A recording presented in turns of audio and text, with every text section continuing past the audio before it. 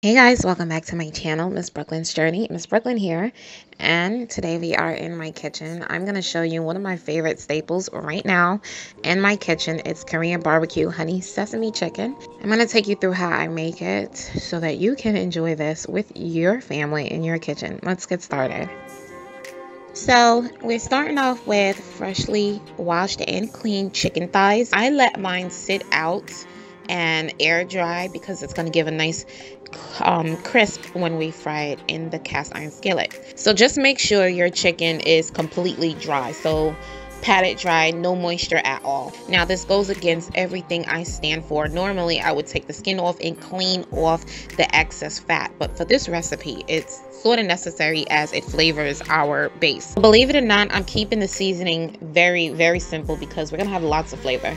I'm gonna go in with some onion salt from Trader Joe's, and it's just onion powder, a little bit of sea salt, and as you can see, I didn't really measure it. I'm just liberally sprinkling it, but I know that's like half a teaspoon. And I only have 4 chicken thighs. If you have a larger family or you're meal prepping, you can double this actual recipe. The description box is your best friend. I'm going to link it down below. Next, I'm going in with some garlic powder as well, just sprinkling it liberally. And I'm just going to add some of this Trader Joe's 21 seasoning. It's really good and it's great for poultry. So I'm going to add a little bit of that. You don't have to add that, or you can just use like an all-purpose poultry seasoning very lightly. You do not want to over season this chicken.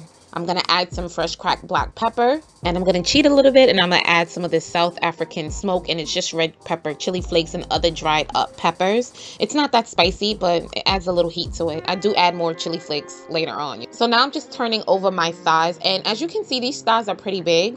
So I'm turning my thighs over, and on the skin side, all I'm going to do is add some Himalayan sea salt and black pepper, and I'm talking just a pinch of it. Again, this dish has so much flavor, we don't need more than that, so I'm adding the smallest amount, and just because they are pretty big in size and you do want flavor, so do not want to add any of the seasoning on the skin side of the dish, because when you go to fry it in the cast iron skillet, it is going to burn and your seasoning is going to be very bitter. You do not want it. Don't add it. We're going to put this in a very hot cast iron skillet. You see, I had brushed it with a little bit of olive oil. I just brushed olive oil, like I added a cap size of olive oil and brushed it to my cast iron skillet.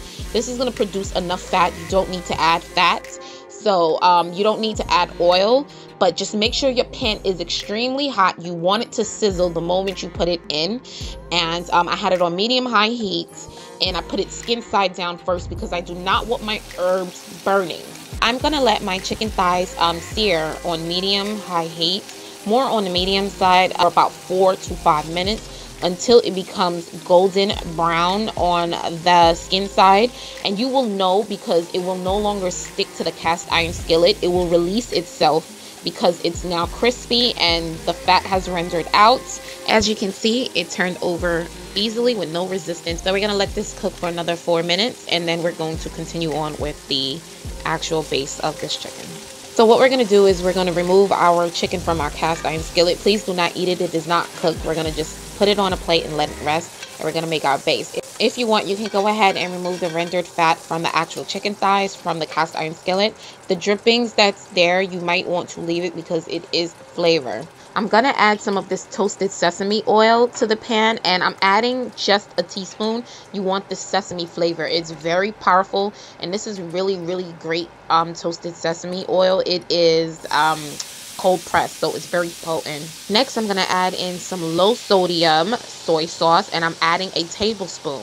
I'm adding a little bit of Korean style barbecue sauce. I'm only going to add 1.5 tablespoons and then I'm going to go in with 1.5 tablespoons of raw honey. I picked up this sauce from Trader Joe's. I'm not sure how to pronounce it. Goyuza sauce, however you say it. I add this Asian-based sauce to any Asian dish I'm doing. It just brings it up a notch and makes it taste so good. So I'm adding 1.5 tablespoons of that as well, but that's actually optional. You don't really need that.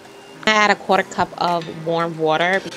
At this point, you want to go ahead and taste your sauce to make sure everything is perfect. There's the right balance of flavors and sweetness to it, tanginess, and mine was perfect. I didn't need to do anything else. It was just perfect for me. All we're gonna do is drop our chicken back in, and we're gonna baste our chicken in the pan, turning it over, letting it absorb some of the sauce, and then we're gonna put it in our heated oven that's on 385 Fahrenheit, and we're going to let this cook off in the oven for approximately 15 to 20 minutes. I turned it twice while it was in the oven, so every 10-minute mark you want to turn your chicken.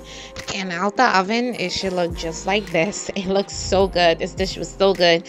Now all we're gonna do is top it off with some sesame seeds, if you have any on hand, just with decor and give it more of the sesame flavor. It was so good. And you're gonna top it off with some parsley. I recommend fresh chopped parsley, but I didn't have any on hand, so I used dry parsley. It was all good. But this is the dish. I just had it with some broccoli on the side, and that was it. This was about the 4th time I made this, and this time around it was like the best. I think I finally got the recipe down packed, and I'm so excited to share it with you guys. It took everything in me not to eat this with some white rice, but baby, this was so good. If you're low carb like I am, go ahead and enjoy this recipe. It's not keto friendly. I know a lot of you are on keto, but I'm sorry, I'm not on keto, and I can't do every recipe keto. But if you are low carb, some spaghetti squash with this on the side, bomb, like bomb. Thank you guys so much. I really do hope you guys enjoy this recipe. Go ahead and like this video for me. It lets me know that you want more cooking tutorials. If not, I won't bang them out as much. Share this video. Follow